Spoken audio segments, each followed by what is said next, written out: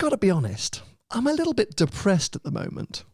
Cold, isn't it? Well, it's cold. The weather's definitely turned here in the UK. So the bright sunny days that we had earlier in the year, which made filming so easy, have gone. Always moaning it was too hot. I was moaning it was too hot. Now I'm moaning it's too It's cold. like a greenhouse in here it was. It just made filming in this country this time of the year, it starts to just become a bit depressing because, you know, you want to get out for the sunrise shots and that's 10 a.m.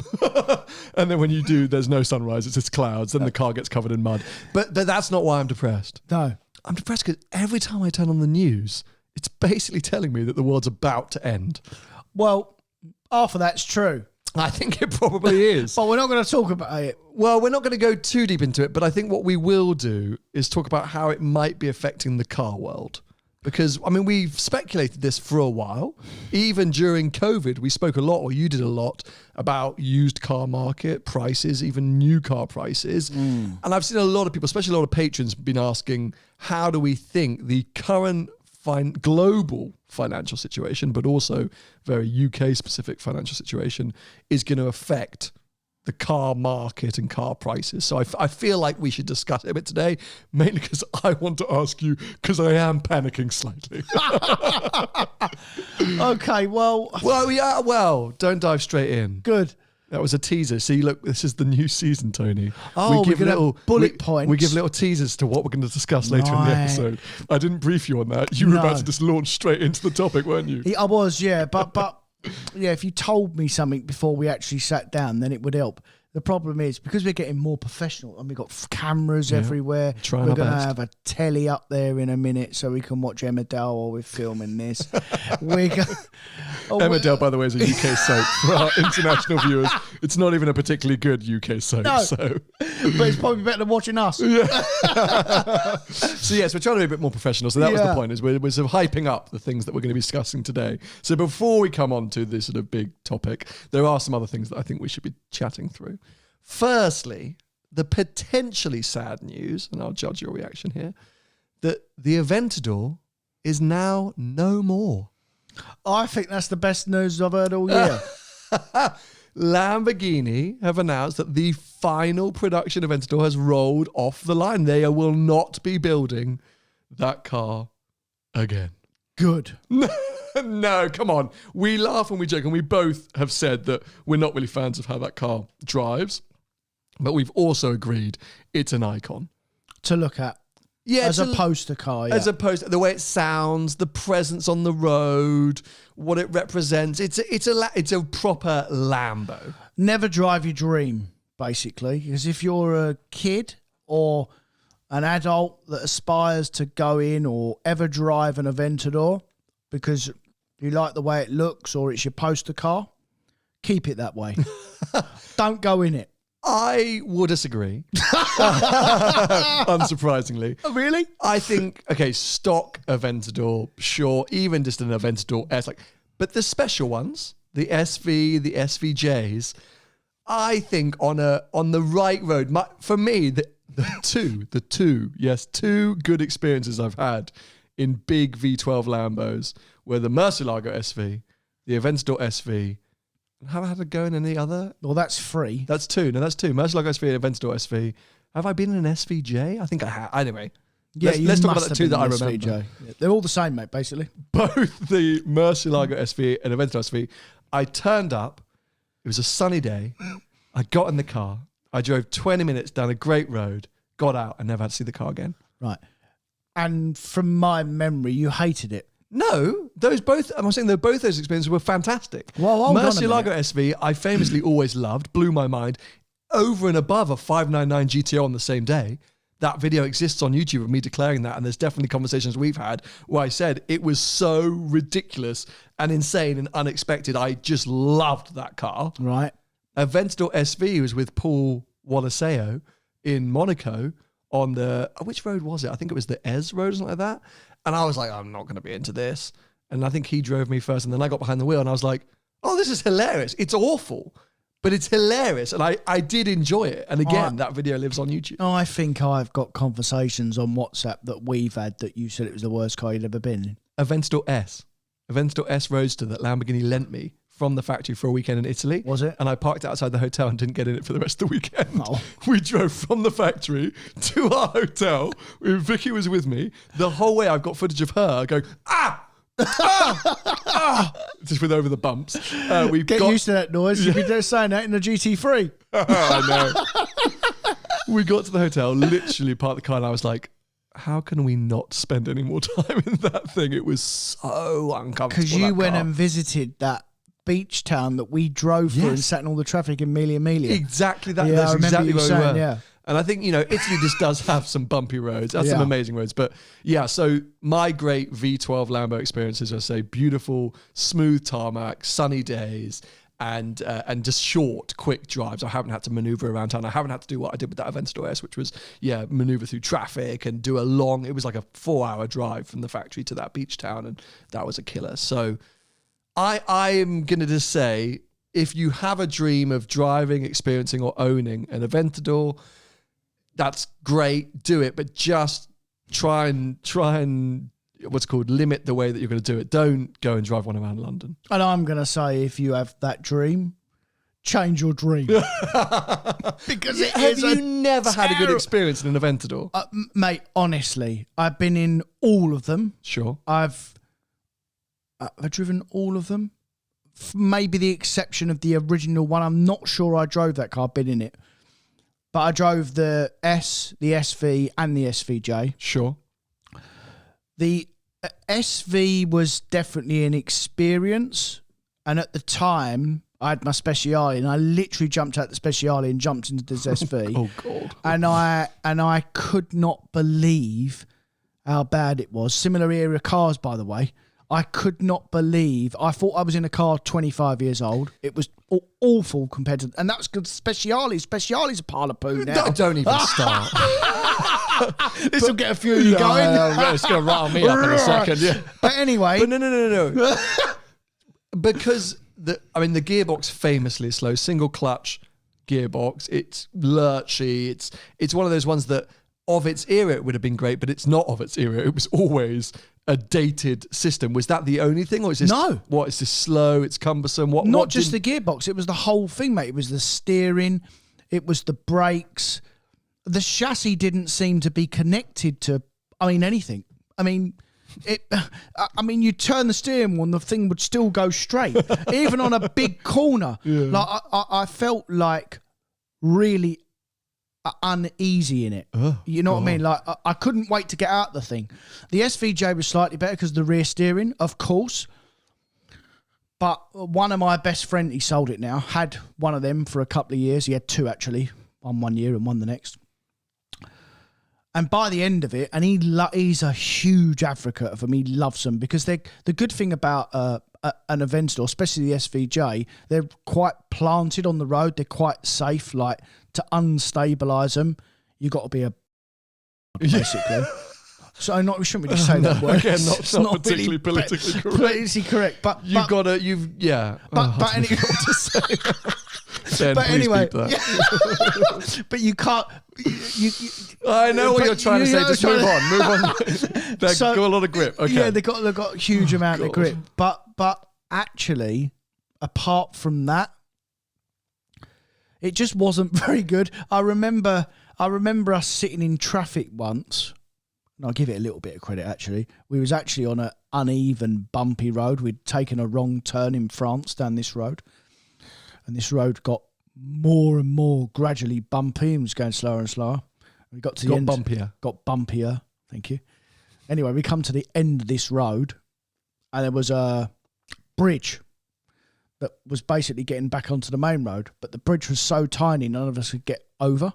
Apart from two 911s that, honestly, mate, it was a fag paper either side for the 911s. I was in a Ferrari and then there was a SVJ and another Ferrari. So we had to go back up the bumpy road. Anyway, the SVJ on the way back overheated its gearbox, overheated everything, and we had to stop for half an hour to let the car cool down because it couldn't go no further. And there's lots of other stories that I'd have about SVJs. Brakes overheating, SVs as well, cooking of brakes on trips before where they just got too hot. It's an old dinosaur. And the only good thing that I would say about it, which I've said many times before, that when we was on road trips with them, everyone would gravitate towards it for obvious reasons, because of the noise, because of the way it looked. But actually, to drive and dynamically, it's no good. Amazingly, I just had a quick look whilst you were talking. On Auto Trader, it lists the cheapest Aventador currently at £160,000 still. That's a 2012 car, 30,000 miles, Capristo exhaust, Novatec wing, looks like a bit of a dog. They have continued to hold their value. I mean, 170 grand is the next one. Well, that car would have been probably £250,000 new. Maybe a bit less. I mean, for 10 years, it's not too it's lost bad. 75 grand, maybe. Yeah, but that's then, pretty impressive. Well, it is, but flip that on its head and look at a 458. It's lost less. Oh, okay, fine. Well, yes. Long story short, I think the Aventador will go down as an icon. I think it will be remembered as a great V12 Lamborghini. Yeah. Let's see what the next iteration is going to be. It will. As a Lambo, it did what it should have done. Do you know what I mean? It's not for us. We're not Lambo people. But those that like Lambos, it was probably their biggest V12 success over Diablo Countach. V12 ever. Oh, wow. Okay, well, yeah. I mean, Yeah. and I'm sure when we are 60, so in a couple of years for you, 5 for you. we'll look at Aventadors and go, oh, yeah, it's good. You know why Good there to was all see clapping when it rolled off the production line? All of them, the whole staff were all sending it off the last car. So they're thinking, thank God we ain't got to build another one of them. Probably. There's probably something in there. The last one. See you later. See ya.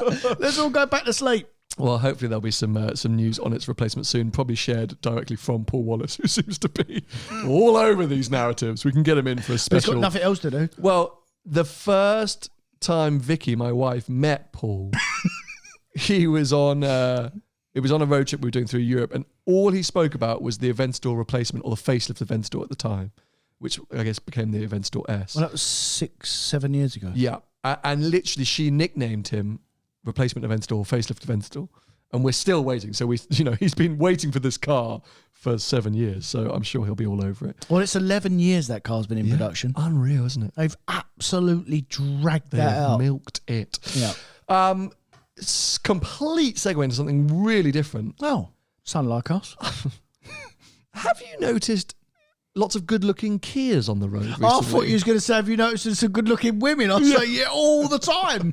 There's one in this building. Really? I haven't seen her. Yes, you have. He's saying that he's married. I don't see women except my wife. Have you noticed good-looking Kias? Is that just me? Well, whatever turns you on, really. I mean, I don't really... No, come on, be serious for a second. Because genuinely, I keep seeing Kias and going, that's a good look. Even I don't even know the names of any of them, but the electric one's fine. They're good looking enough. There's a little Kia Sportage at the moment. I think it looks fantastic. Yeah, I think the Sport, apart from the really, really first one, I think the Sportage has always been quite a good looking, bearing in mind it competes with a Qashqai, maybe, a little bit bigger, maybe. But, yeah, I've always thought that's not a bad looking car.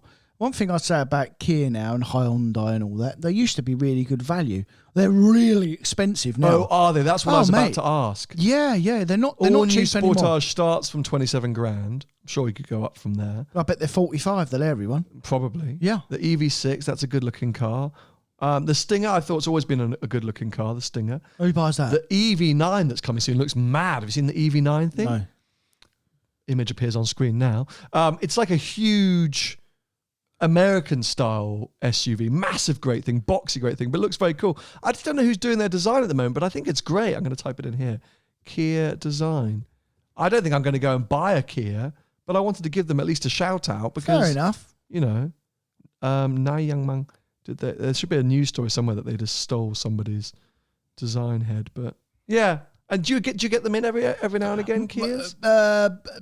Only in part exchange. We don't actively look to buy Kias because we're a German specialist predominantly. But yeah, if we get one in part exchange, that's nice. Sometimes they always surprise me, part exchanges that we get. You know, like when you get like a 4 or 5 year old what we'd call like an everyday car, like a Focus or an Astra or something like that. And you get in them and you drive them down the road and you think, flipping hell, this is all the car you could ever want. Yeah. You cannot believe how, we're spoilt, mate, but you cannot believe how good like just a normal car is now. Well, I told you that with my cash car experience. I'm sure we've spoken about it before. When Vicky rented one from a rental company when her parents came into town, she came to pick me up from, and I was like, this is amazing. It had pan roof. It had auto cruise control, radar guided cruise control, heated seats. I was like, this car's incredible. Looked good, felt sturdy. I was like, what? Yeah. Yeah, no, you're right. We're sport to get into all these very nice things very often. We forget how good other stuff is. Now, I have some gossip. Oh. A little bit of gossip. Tell me. Before the end of the year, I think we've got some exciting 911s coming our way. Oh no, not more 911s. Yeah. I'm not going to say anything more because I don't think I'm allowed to. I was shared in confidence, in secret.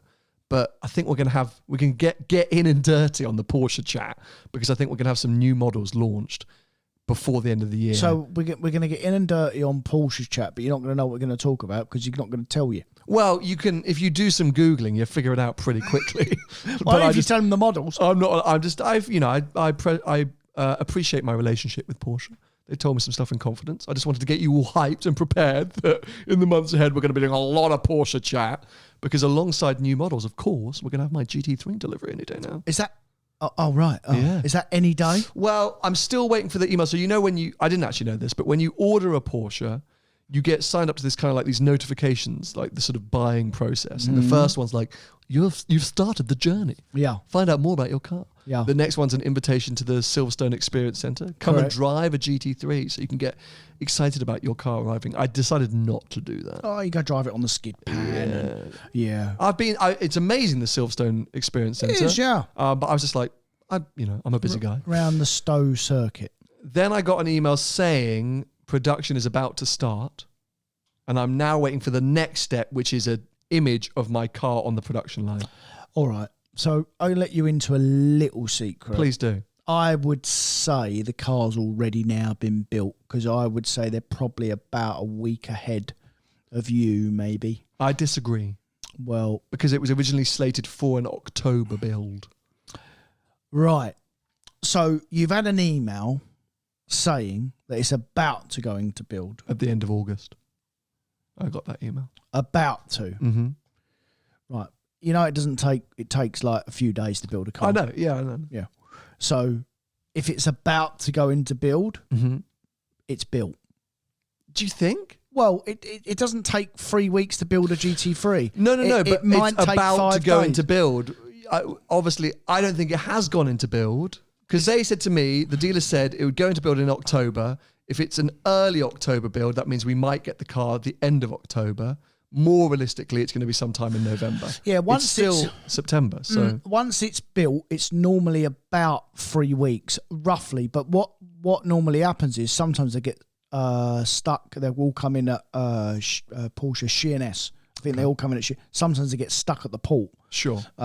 So that sometimes takes holds things up. Because you're Porsche retail, it will then go to Reading and have its PDI and it's all its checks. It'll get registered and whatnot, and then it gets delivered to Guildford, which is where you'll collect it. So, if it's not built already, it's imminent, and then once it's built, you're 3-4 weeks before delivery.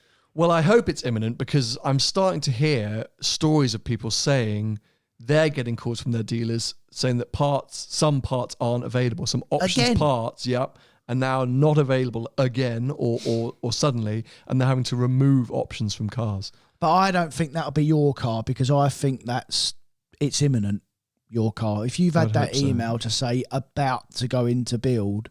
Should I check live now just in case there's been an update? You can, yeah. I don't think that'll be long, that car, to be honest. See. I mean... What are the boys saying at Guildford? To be fair, I haven't actually asked them yet because I felt like it was a bit annoying just to keep like, oh, where's my car? I used to ask all the while, aren't you? So honestly, let me see when was the last email that came through from Porsche. I wanted, because you just click on this link and it'd be so fun if I can literally reveal live right now that the car has gone into build. That'd be amazing, wouldn't it? But I think I would have got an email. It's going to take a bit longer than I thought, so maybe we'll come back to this at the end. Probably when like I said to you, when they say it's gone into build, they're probably already building it. Yes, fair enough. Here we They'll go. be in front. The development process of your 911. Visit my Porsche. Let's see what this is going to say. Because I don't think that'll be on that car. So start flapping. I mean, I've been flapping for a while. Have you? Honest. Yeah, hold on a sec. Email. Chuck this in here. Come on, guys. It's going to be worth the wait. This There's nothing funnier than watching Sam flap. By the way, I can just tell you that right now. happens quite regularly. It is hilarious. It's usually always just around finances. Oh, okay. I'm going to give this one more attempt at saying it doesn't have my password. And then we're going to bin it. And then we're going to bin it off. Yeah. Because really what we're trying to do is we've got a lot to talk about today. No, we do, mate. We do. Oh, No, do we? yeah. I hate it when you say that because you don't know what we're talking about and it makes it sound like we're just here wasting everyone's time. Okay, so I haven't had the last email I got was the August 18th. Right. That was the last email I got. So I've been waiting a while for an update. Anyway, what it does is it does segue on to our main topic. Thank you very much, Tony. Because jokes aside, I am flapping a little bit about this car. So my final list price, I think, was 156 odd grand. Plus on the road? Sure, okay. So it'd be 160 and a bit more? No, 156 on the road. On the road. 156 on the road. So obviously with everything going on in the world at the moment and with a lot of predictions in the UK and globally that we might be looking at a pretty hectic recession next year. Obviously everyone's bills are increasing and things like that. I'm sitting here looking at circa 150, 160,000 pound supercar arriving going, oh God, I genuinely a part of me, which is a little bit nervous about this. And we've spoken a lot before about reacting to moments. During COVID talked about, clearing out garages, collectors, getting rid of cars and things like that. And of course I'm so excited for my GT3. And of course I'm working so hard to be able to ensure that I can afford it, and cover bills and et cetera, et cetera. But am I mad? Is it the worst timing in the world to be taking delivery of a £150,000 supercar? Well, it depends on your circumstances, of course. I mean, if you've got no money, then yeah, it's a barbaric decision to go out and then spend 150 grand on a supercar. But in terms of residual and holding its money in general, GT cars are normally okay. So, I mean, if you're gonna buy it and sell it straight away to try and have a big profit, I think you might be peeing in the wind there, because I think the big overs for these cars, and by the way, we have been saying this for about a year now, that car prices have slowly starting to soften. Obviously, we had that huge hike after COVID, where the government money was plunged into the system and everyone had money and everyone was doing well. We reopened again and everyone's moving and stamp duty and blah, blah, blah, blah. And now that's come to a shut. Well, the back end of last year, we first started seeing it. So cars just aren't losing money now. They have been since the last quarter of last year, so nearly a year, they've been starting to lose money again. So, will they continue to lose money? For sure. There's going to be another correction, 100%. I think if I personally had to put my money anywhere, a new GT3 at list would be at the top of my list. Mm-hmm. There's a few other cars as well there's some cars that are just never affected, mate. And there'll be some Porsche models, although I'm going to slightly contradict myself here, because Porsche have had one of the biggest rises in general. 911s, Macans, they've all gone through the roof. I expect them to have one of the biggest falls, because there's a lot of them around. Take Turbo S's, 992 Turbo S's for a start. They were at points £40,000 and £50,000 over list for a mass-produced car. They've now really softened off. I can give you another example from Porsche as well. A car that I've often looked at and nearly bought, the GT2. Sure. They, over the last 2 years, have always been mid 300s, and we spoke about that time that I could have bought one just before COVID at 300 grand with not a lot of miles on it, and I decided not to. they're now retail back at 300 again. So Interesting. There are... Because I was going to say that I felt like online, a lot of people were still trying to get the big overs. Like, so GT3s as an example, because we started off by talking about these. You know, when the 992 first came out, people were straight away putting it up at what, 250,000, right? That was the kind of go-to straight away. The early cars, just stick them up at 200. Cars, yeah. Who knows what they were selling for, but that's what they were appearing advertised for. No, they were selling for around, there was about 100 over. Okay. But still today, I do see cars coming through that are still advertised circa that amount. Now, is that because private sellers or maybe some dealers are still attempting to go for the big overs or using that figure to lure people in, or people haven't quite realized that stuff's cooled off? Like, how many people do you get calling you up thinking that they can still get big overs for cars and haven't realized that actually things have cooled off? Oh, all the while, mate. I mean, I've had a call today while I'm in here. I had a guy call me up earlier on today about wanting to sell a carbon RS3 that he'd ordered a year ago. It's now coming. His circumstances have changed, which is often what happens when you order a car and you've got to wait a year for it. This is why manufacturers always used to build cars and always used to have them available, because people change their minds. Like the wind as well. Quite often a car is a impulse buy. So when you've got to wait a year, unless it's something really special like a GT car or a special Ferrari or a Lambo or something that, you know, you've worked all your life for, that's slightly different. But a mass-produced car you've got to wait a year for, you change your mind. Sure. So this guy's had a change of circumstances and he's obviously paying list for it, whatever, 60 grand. And he wants a drink on it. He doesn't want the car. He wants to make a little bit of money. He wants to make some money on it. But that's long gone. You know, maybe the last year, the RS3s have been out nearly a year now, if not a year. So maybe the first cars, they were a little bit over. Sure. But there was a demand for them that was short. But now there's millions of them. And they're not an overs. It's a mass-produced car. It's a bit like that new Range Rover. Yeah. You know, we had a couple of three of them that we sold really quickly, and they were fairly big overs. But that's all gone now as well. And there'll be a little bit of a demand for that new Sport as well, where they'll fetch a bit of overs, but not for very long, mate. It's a very, very small period on a mass-produced car. And then what happens when we hit tight times, which is what's coming now imminently, if it's not already, is that starts getting affected by the less mass-produced cars, because the market's always slightly marred by what's it actually worth in terms of, say take your GT3 for an example. Mm-hmm. Say there's 30 for sale, for instance. So there's a mixture of manuals and PDKs, there's 30. How many of them are actually owned by the dealer? Actually, have they written a check for? I would say less than half. I don't know exactly, but I would say there's a lot of sale or return cars. So that'll be punters giving them to dealers and chancing their arm, and they'll have a bit of a bust up with the profit, or they agree a figure or whatever. Well, that's a inflated market, because what they're actually really worth is what the dealer will write a check for. Well, and this is what I was going to bring you on to. So I was just looking at RS3 you mentioned as an example, you know, what cars are advertised for on Auto Trader, because this is often a common misconception as well, right? I think by consumers rather than within the trade, is look on Auto Trader, that's what the car's going for, great, that's what they're worth, that's what I could sell a car for. And you don't often realize, as you just said, some are sale or return, you know, whether those cars are actually selling for that money. Anyone can stick a number. You could stick an RS3 up for 200 grand if you wanted to, doesn't mean they're worth that.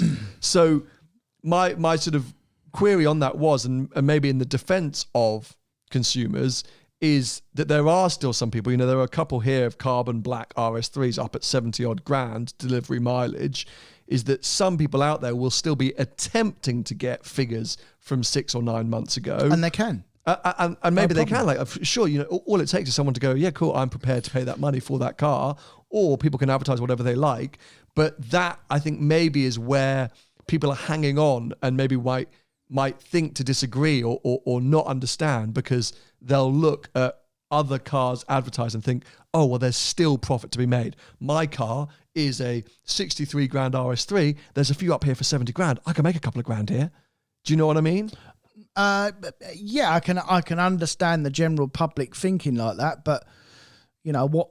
It's like what you want to happen in life and what actually happens are two different things. For sure. So, or like, is it like fashion trends where actually the cool people are wearing the cool fashion by the time that me and you start wearing it, the very uncool people, the cool people have moved on. We're 2 years late. So that's what I'm asking is if this is happening, if you see this happening within the trade, you are at the cutting edge of values. Yeah. Maybe it's going to take a little bit of time, or clearly it is taking a bit of time for the general consumer, the general market to sort of catch up to the fact that actually things are cooling off. Yeah, I mean, I always say to people as well, and I've said to you many times, we as dealers in general, we're always at least 6 months ahead of a punter. Because we're in it every day. It's like the banking world, they would have seen this coming a mile off, the crisis that's about to come. There's lots of other industries, and I don't claim to be a professional in them industries. But unfortunately, like houses, everyone's an estate agent, everyone's a car dealer, because they're the two biggest purchases in your life, houses and cars. And lots of people, you could be informed and you can watch the market, but there's only to a certain extent. Unless you do it every day as a job, there's only a certain amount that you can absorb as a customer. So we always see these declines and inclines very quickly because we're doing it every day. So when you take the RS3 for an example, we see them softening off 6 months ago. There'll be exceptions. There'll be someone now watching that go, I sold my car for $3,000 over list. Well done. Fair enough. Good for you. Well Great. done. Yeah. You've swum the channel. Yeah, go have a pint. Yeah. But as a mass and in general, them cars that have been up at 70 odd grand, I bet they've been in stock for a while. Some of them won't be the dealer's cars. Some of them will be Audi cars, and there'll be Audi dealers that are just trying to chance their arm, and they'll get reduced very, very quickly because then they go paid, essentially. And then there's obviously the dealers that actually give the right money from in the first place, which has already started happening, and then they go on at the right money, and then all them dear ones have to come down because that's just and then it's a race to the bottom.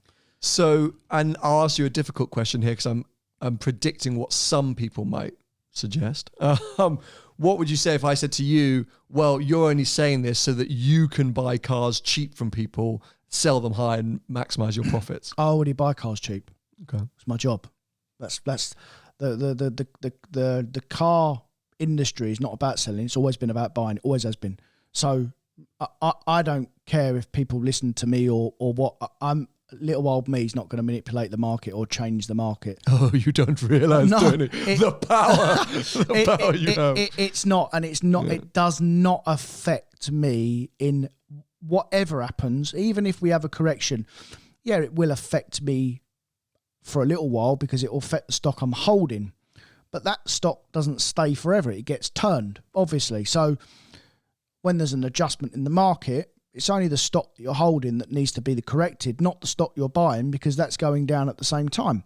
So it's a temporary thing for most dealers. It's a temporary thing. So works on percentages and that's what makes the world go round. Yeah, because I just think, I think we've moved on, and for sure, the lovely audience of this podcast don't paint you with the same brush or whatever the saying is. But obviously, tarnish you with the same brush. Well done. Oh, you taught me something there. I've never been good at sayings. In the UK, there's always been that sort of easy statement of, car dealers are untrustworthy, right? It's the favourite thing for people to... For sure, yeah. And there's still a lot of them, mate. Sure, absolutely, because it's dodgy old industry you're in, mate. So's a lot, though. Yeah, of course. There's a lot of dodgy. There's a lot of dodgy people in your industry. Very. There's a lot of dodgy people in lots of different industries, retail, everything. But let's just talk quickly then about new car prices and how that affects things. Because again, let's go back to the GT3. When that car launched, came out at 125 odd thousand pounds. My car starts now at list £135,000. It's gone up in 10 or 12 grand since it actually launched as the 992 GT3. That because of inflation, because of parts, because of a lot of things, I suppose. Range Rover Sport, as we found out on my launch event, definitely more expensive than prior generation. Yeah. Ferrari, FUV, SUV, whatever we're going to call it. Yep. We mentioned big money. So new cars in general are becoming more expensive. So firstly, how does that affect things? But how does it affect it for a GT3 where if you spec'd one up, you spec'd up an original car to 140 grand, and now I've spec'd one up to 156. Like, should I be charging 10 grand more? Do you see what I mean? Like, how does that play with things? No. It doesn't make it worth any more or less just because you got an early one. The car's the car, the spec's the spec. And actually, cars in general, specs are becoming less and less because what one don't have, the other one has. So it really doesn't. As long as you've got the right bits on a car, especially a normal car. Pan roof. Well, that's SUVs. But like we take BMW's M cars, for example, head-up display, cameras, lots of massage seats. Not really, but there's what they haven't got. One won't have head-up display, but one will have cameras and Harman Kardon, and the other one have. You're splitting hairs. It's 2 3s and a 6. The values are very similar nowadays. Your car is slightly different in the way it behaves because it instantly has an increase and 30, 40, 50% increase from original price. Now, take what you will with this, but the manufacturers look at this and they're not stupid. So over the years, they've obviously looked at these prices and gone, oh, brilliant. That car's fetching stupid money over list. That's too cheap. The next one, we're going to put it up. Sorry, go on. That's not what you asked? No, my point being, what about these price changes when a car's already been launched?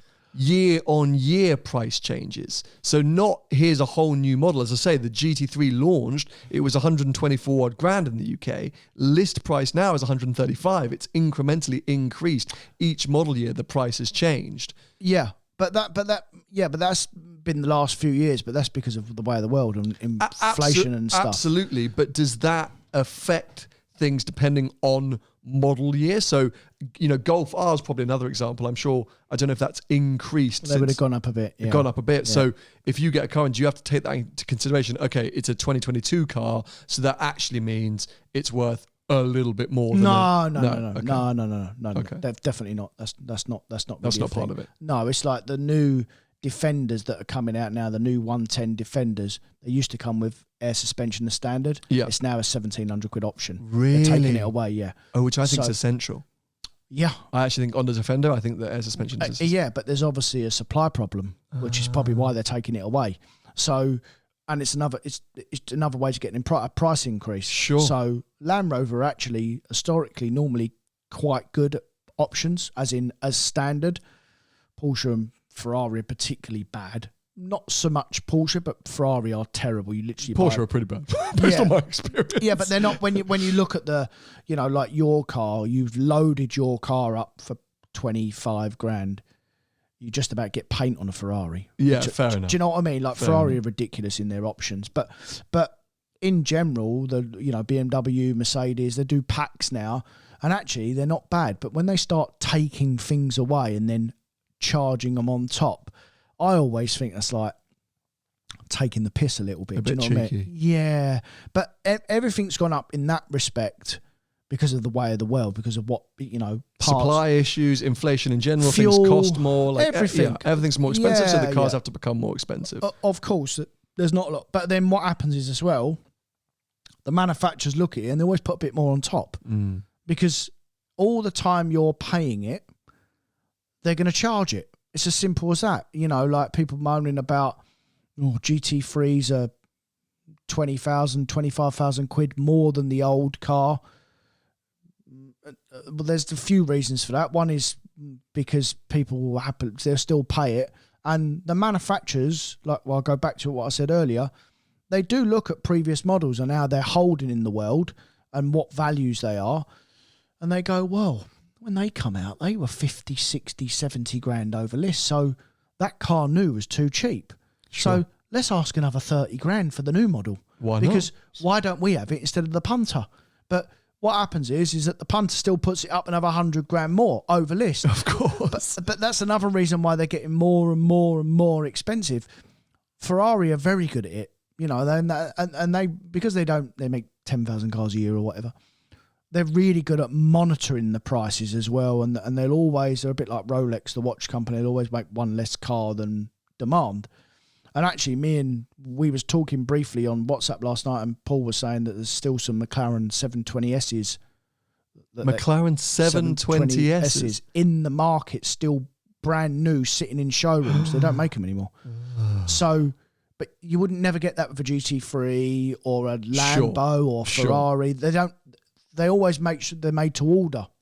So, yeah, it's not a numbered run, but it's a limited production, and they're sold. That they judge very well. Yeah, they're sold. They're sold units. So if they've got 10,000 orders, they'll make 9,999. So then, in your mind, is the Purosang correctly priced? Has that been a clever pricing strategy by Ferrari to make it circa 400k? Ferrari can ask what they like for a car. Why? Because they always sell them, mate. Yeah. And people, does make a difference. It makes no... Yeah. You can moan and scream and shout as much as you like about prices on Ferraris. First of all, you have a choice. You haven't got a gun to your head. Don't buy the car. Yeah. If you don't want to pay the money, don't buy it. And secondly, you all do buy them. So why they're a business? Yeah. Why they get away with it, mate? And there would have been a lot of thought that went into that. They would have analysed all these things: Rolls-Royce, Cullinans, Urus's, strength of Ferrari in many countries like China and the UAE, and that price is a very specific price that they know will position that car the way they want it to be positioned and will sell. They'll know they have customers at that price point. Don't forget as well, we're talking about UK here. We're very lucky in the UK that actually, compared to most of the world and Europe, our prices are cheap, mate. You know, you're talking about retail prices for new cars? Retail prices in general for new cars are one of the cheapest in the UK than anywhere else in the world. Why is that? I've no idea. I don't know. Must be a tax thing. It's probably a tax thing. Sure.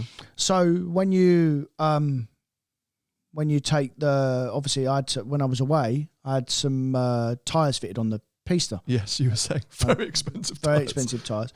And I went to Ferrari Geneva, and a Pista there, used Pista there, is about 80,000 Swiss francs more than this country. So that's the used market, which I've known because I've also looked at things, even like Project Mate 360s. Yeah. 360s in Europe at the moment. Manual 360s are like 140,000 euros. Yeah. I wish my car was left-hand drive. I'd be swapping for a CS straight away. Yeah. But the new is the same, I know as well. I mean, we keep using this GT3 as a linchpin, but it's only because it's the one that I know to reference the most. But 992 GT3 list prices is a lot more in Europe as well. Yeah. Let me see if I can just go on the configurator. And then we talk about the American market. Well, that's even worse. You know, because they can charge overstick it at the dealer as well. Correct. That's the crazy thing. Correct. Yeah, they can charge what they like. So the US market can be insane. Yeah. Let me just see if I can go configurator. Oh, screw it. Anyway, but yeah, they are more expensive in Europe. But okay, so then to tie this back into our current situation, at least in the UK, or with the sort of global financial, I'm going to call it crisis yet, but squeeze. Recession. Are we actually in a recession globally yet? I mean, we're basically not globally. No, so we haven't, it's a global financial squeeze, let's call it. This country's in recession now as we speak, for sure. The way that we tend to buy cars in this country is by financing them. Yeah. So in America, leasing. In Europe, they do different financial solutions. How could absolutely skyrocketing interest rates and less disposable income affect used and new markets, especially new markets, PCP models and things like that? I remember when I bought the X3 earlier in the year, BMW said, look, we're going to be really honest, you're better to get some independent finance because our rates are atrocious. They are, yeah. For used cars. Now, So affordability checks, increased interest rates, etc., people's other bills are rising. Do you think that's going to slow down new car purchases or maybe luxury car purchases? Are people going to review that? Well, first of all, new car finance is always cheaper than used car finance, even at the manufacturer. So BMW, for instance, these are very rough numbers, but for instance, I think they're 11.9 APR for a used car now. It's about to go up even more as well. But a used car is probably 4.9 or 5. Sorry, a new car is probably 4.9 or 5 because it's subsidised by the manufacturer. Sure. They can't have that at 12.9. They wouldn't never sell any cars. Just as a point of reference, an independent, so someone like Magnitude Finance, obviously, they've tended to field deals to me recently, sort of 7% I guess. Yeah, so us as a dealership, we're very competitive with finance, and we're 7.9% APR. Okay. So we're roughly 4 or 5% cheaper than a main dealer in terms of APR. Okay, I just wanted to give that as a point of reference. Yeah, for sure. So when new and used are going to be slightly different. The manufacturer will always make sure it sells new cars. There is going to be a correction, but what happens is there'll just be some support. There'll be some support from the manufacturer. They'll trim the finance rates, or they'll keep them the same, and they'll just have lesser margin because they've got to sell the cars. They've got to sell the cars because that supplies the used market, and they don't have a business without selling them because not just don't come with the car is selling a car. It's then parts and servicing and. So do you think new cars actually might become more of an attractive proposition than used cars because of that? Because they'll be able to add more incentives. Maybe, I don't know what government support is still on EVs and things like that. But in general, if you're sitting there as a buyer, to finance a used something circa 50k might actually be just inherently way more expensive than going and buying a new car circa 50k. Yeah, because what obviously happened, people forget, pre-COVID, it was always sometimes beneficial to buy a new car than it was a used car. But always the problem is when you want to come out. That's the problem. So the reason why I always say buy a used car or a nearly new car, and it's predominantly what we sell, is because it's a lot easier to come out because it's already suffered the depreciation. That's changed slightly over the last couple of years because used cars have gone up, but they have come back down again, and they'll continue to come down as well.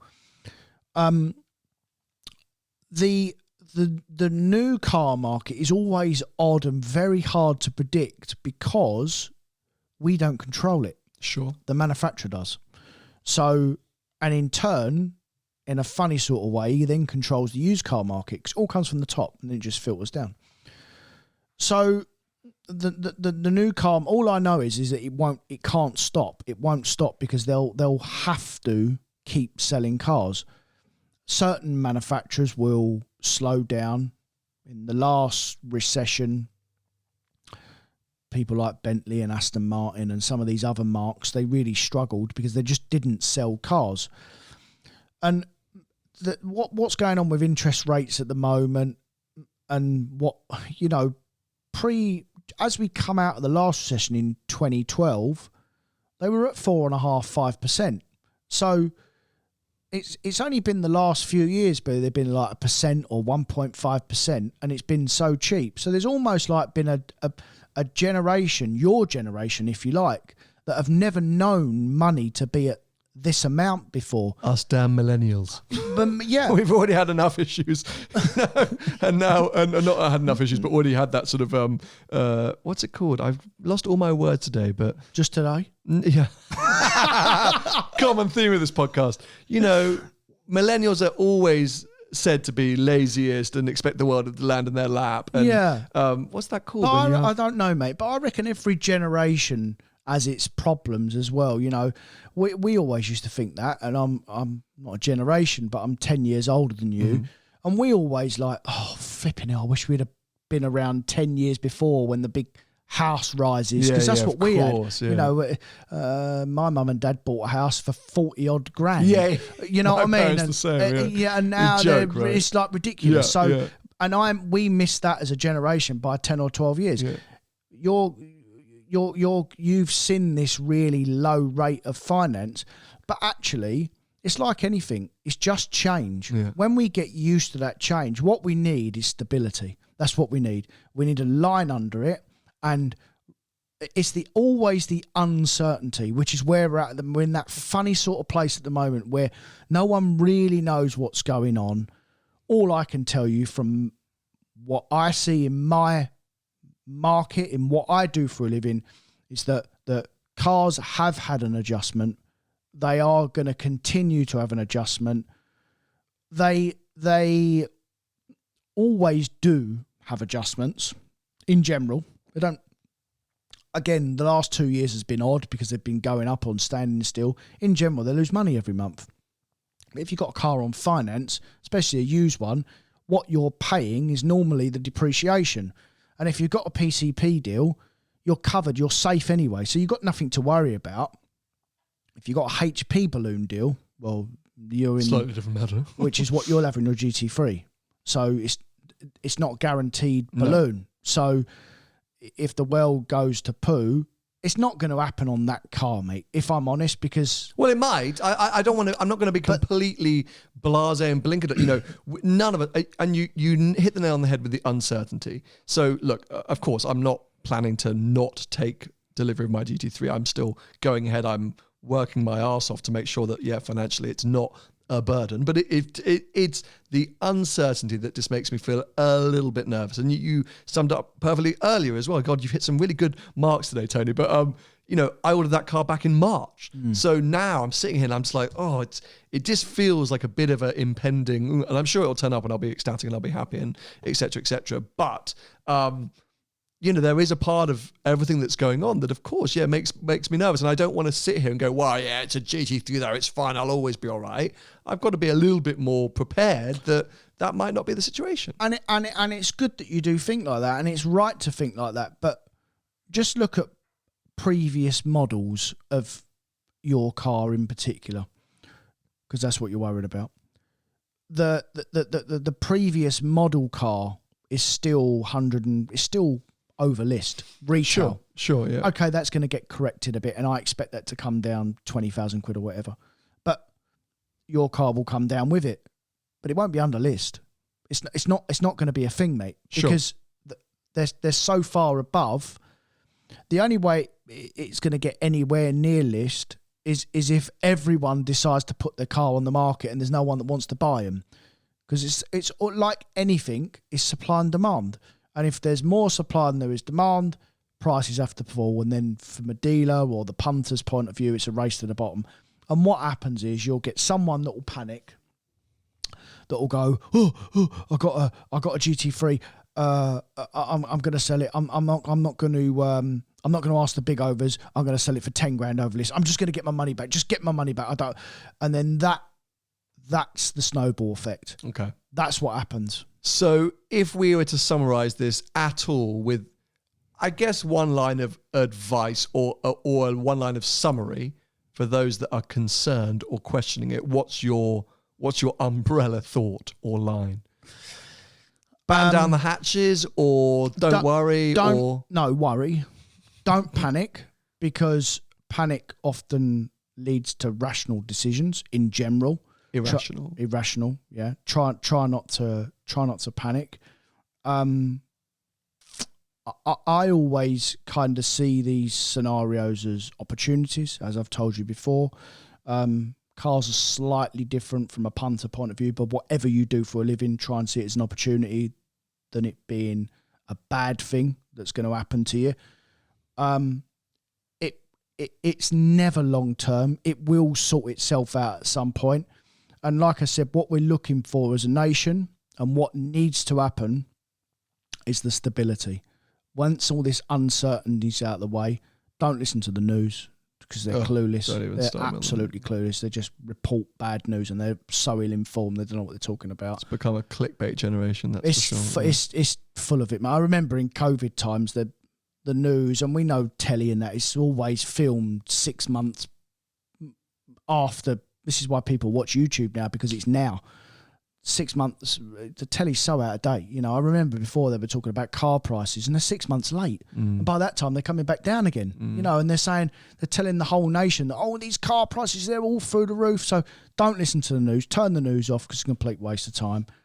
And try and keep your overheads down. That is always the key in anything you do. You have to try and keep your overheads down in general. Well, I'd say watch the news if you want, but just maybe have a slight pinch of salt in the reality that it's, again, a business. You know, just don't watch it. I think it's a bit intense to say don't watch the news. Yeah. But well, look, it's turned out to be a bit of a Q&A episode, but I'm glad we did it because, yeah, as I say, I'm with a lot of our listeners and viewers having a bit of a concern and being a bit panicked and being a bit depressed about the current situation. And I know no matter where you are in the world, it's probably affecting you. I feel like most countries and most people are affected at the moment by everything that's happening. Here in the UK, it is particularly bad. It feels particularly bad. And you know, and cars, therefore, that we're all passionate about are part of our thoughts and our conversations. So thank you, Tony, for this keep going, fascinating insight.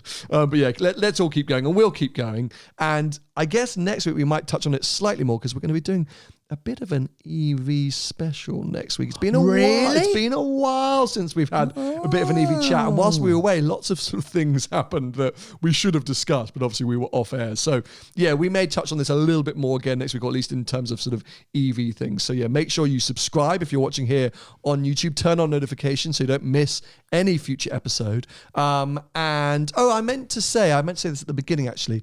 We've been doing on the YouTube channel shorts. Sort of little short teaser episodes. So not shorts you wear. No, not shorts to wear, yeah. Short clips. Yeah. This is all about increasing our searchability or discoverability within YouTube. Now, initially we did a couple that went out post the episode. I think this week you would have seen them as teasers. Some of you are a little bit upset going, oh, it's too much, it's a bit confusing. I think it's a new episode. It's not. As I say, you don't have to watch them. They're just there to try and aid other people discovering the podcast. So I saw a few people just being like, oh, let's make another channel. No. We're doing it to bring more people to this channel. So it's a bit of awareness for us. Yeah, I hope you understand that. If you're listening, then don't worry. Things continue as per normal on Apple Podcasts, Spotify, or wherever you might be listening. If you want to follow Tony, he's at Tony Gravelwood Car Sales on most social media platforms.